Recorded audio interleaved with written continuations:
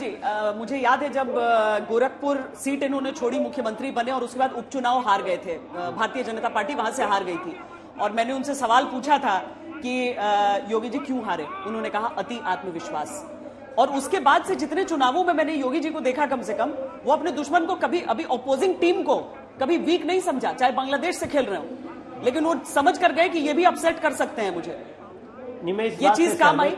मैं इस बात से सहमत हूं और मैंने कई बार आपके चैनल पे भी, जब मैं शुरुआती दिनों में ही लखनऊ में ही एक बात हो रही थी, योगी जी से बात कर रहे थे, आपके 3 एंकर थे उनसे बात करने के लिए, और मुझे याद है वो आप लोगों का सवाल, और उस सवालों का जवाब जिस सादगी और आत्मविश्वास से उस दिन योगी जी दे रहे थे, उसने हम लोगों को हमने उसके बाद कई गीत बनाया, लेकिन वो जो आत्मविश्वास में ये भी था कि जोश में होश नहीं खोना है किसी को भी, और जो मुस्कान के साथ वो बात कर रहे थे, मैं समझता हूं वो उसी दिन अखिलेश जी को समझ लेना चाहिए था कि जब वो किसी पत्रकार को बार बार धमकाते थे, किसी पुलिस वाले को धमकाते थे, किसी को उनके साथियों पर योगी आदित्यनाथ बहुत अग्रेसिव खिलाड़ी हुआ करते थे,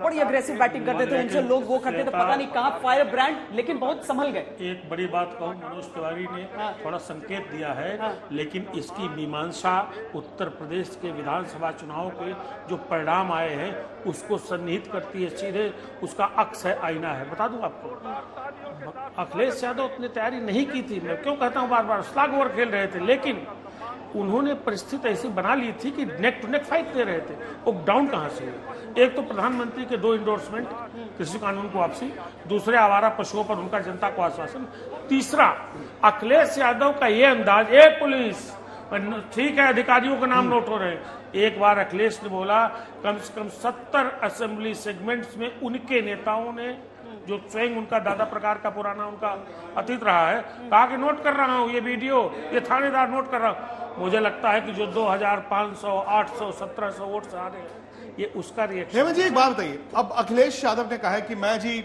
नेशनल टीम में नहीं खेलूंगा, मैं तो अपनी स्टेट की टीम से खेलूंगा। क्या ये उनके पार्टी को, उनके कार्डर को लोकली मजबूत करती है, जानते हो कि मेरा नेता जो है अब वो भारत की टीम छोड़िए, वो जी अब स्टेट की टीम में ही रहना चाहता है?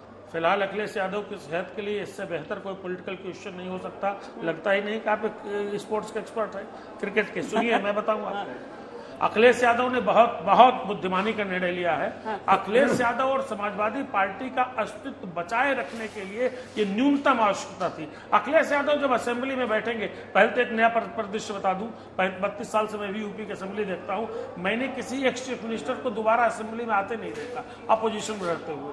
तो अखिलेश यादव पहले ऐसे एक्स चीफ मिनिस्टर होंगे और इस बार सत्ता के दावेदार जो हारे हैं, जो असेंबली में दिखाई देंगे।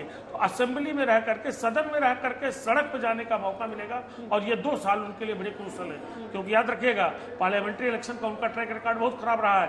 2014 में सत्ता में रहते सिर्फ 5 सीट, और 2019 में एक डेडली कॉम्बिनेशन बनाने के बावजूद सिर्फ 5 सीट। तो अगर मेहनत नहीं करेंगे, जमीन पे नहीं उतरेंगे और अपने पिताजी से सबक लेकर के, मुलायम सिंह यादव चुनाव हारते थे, अगले हफ्ते तैयार हो जाते थे फिर क्षेत्र में, और ये आंदोलन होगा, ये महंगाई का इशू है, इसका इशू है, तो जमीन पे दिखते थे। अखिलेश यादव की दिक्कत क्या है कि जमीन पे कम दिखे हैं। 2017 में मुख्यमंत्री पद छोड़ने के बाद कितनी बार सार्वजनिक स्थानों पर आपने देखा? मनोज जी, इससे मैच बदलेगा? मैं समझता हूं इसका तो नजारा सड़कों पे भी मिलने लगा है।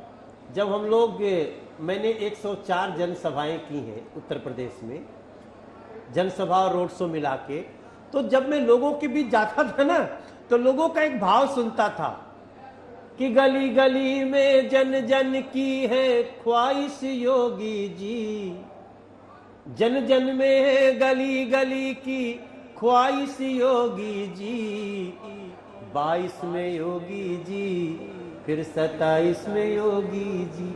ऐसी बातें सुनते थे। हमारा 5 दिवसीय मैच में अचानक नहीं बोला हूं, ये तो अभी ये 22 की जीत 24 का स्पष्ट एक नजारा आपको प्रस्तुत कर रही है।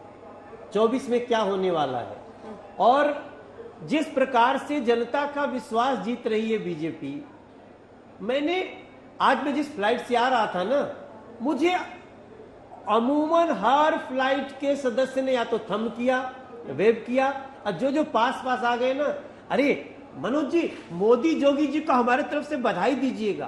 कहां से आ रहे हो भैया? बंगलोर से आए हैं, दिल्ली फिर लखनऊ आ रहे हैं, क्या करेंगे आके? बोले शपथ में आए हैं और वो पास नहीं है, लेकिन मैं कहीं भी खड़ा होके दे। अरे तो तुम बंगलोरों में देख सकते थे। बट उस भावना का हम कैसे सम्मान करें जो हमने आज देखा ही नहीं बल्कि महसूस किया है।